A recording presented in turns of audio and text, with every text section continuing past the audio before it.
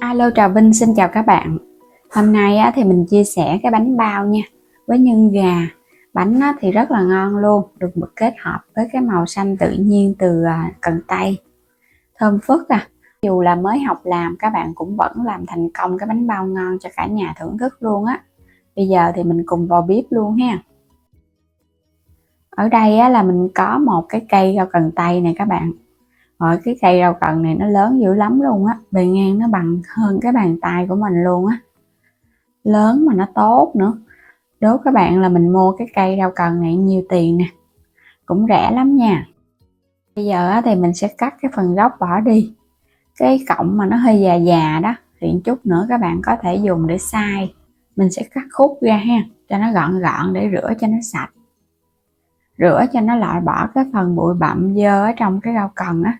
Cái phần mà cái bẹ non này thì mình sẽ xắt ra để làm phần nhân cho bánh bao. Xắt nhỏ nhỏ thôi ha, xắt nhuyễn nhuyễn vậy nè.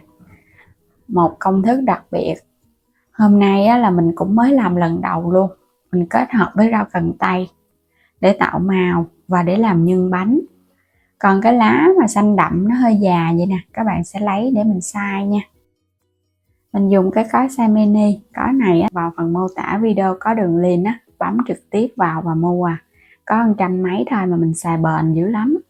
Thêm vào khoảng 200 ml nước để mình xay. Xay chút xíu là nó mịn nè.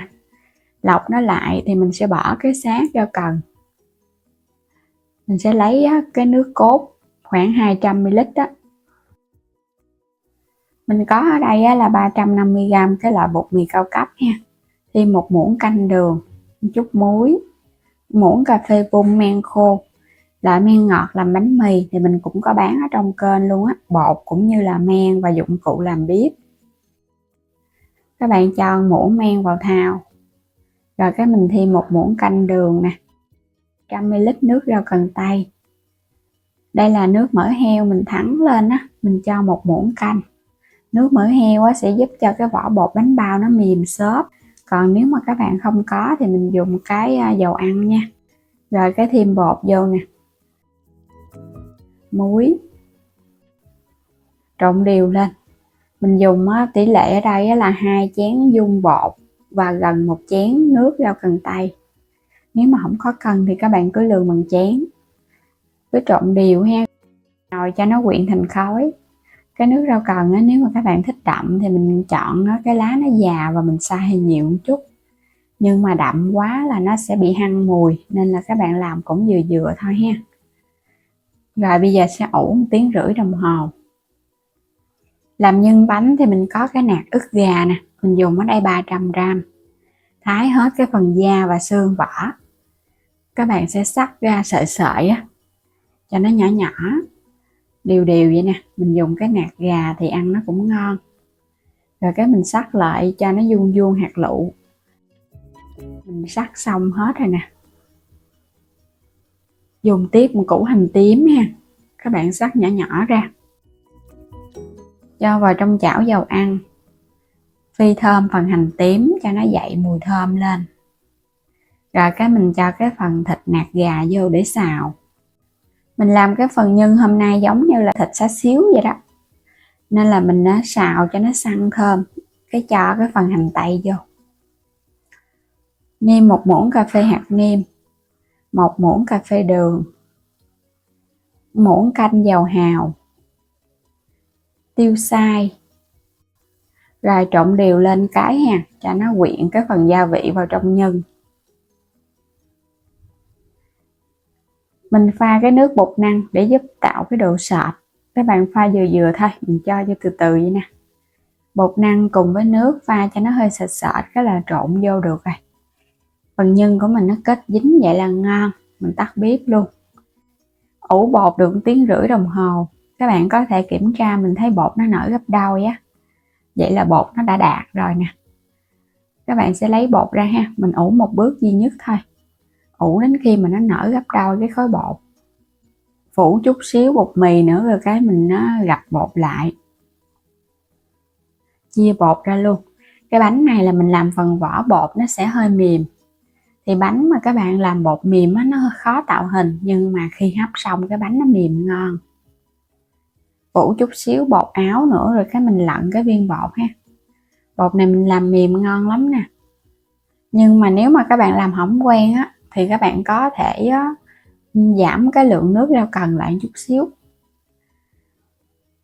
Mình làm cái kiểu bánh xá xíu á, cho nên là mình làm cái vỏ bột hơi mềm. Qua tròn lần lượt rồi để qua bên. Sẽ cán sơ qua một lần, xong rồi các bạn sẽ cán lại lần thứ hai nè. Cái cục bột đầu tiên á, mình lấy mình cán lại lần thứ hai. Là bây giờ mình đi gói nhân được rồi đó. Đây mình sẽ cho cái phần nhân vô giữa. Một cái bánh thì mình một muỗng nhân thôi. Túm nó lại. Cái cách gói này thì mình thấy đơn giản nhất nè. Các bạn cứ túm mình siết. Mình chốt cái mối cuối cùng cho nó chặt ha. Lót cái miếng giấy nến ở bên dưới. Mình sẽ làm thêm một cái nữa. Cái bánh bao truyền thống á, thì các bạn phải siết cái mép bột cho nó đẹp.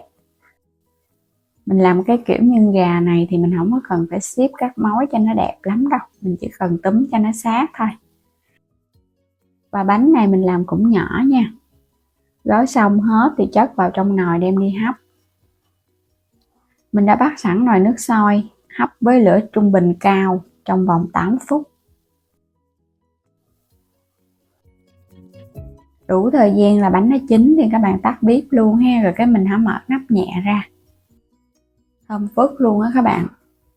Đây cái bánh á, mình đã ủ bột cho nó nở rất là nhiều và bột nó mềm thì cái bánh của mình nó nở nhiều vậy nè.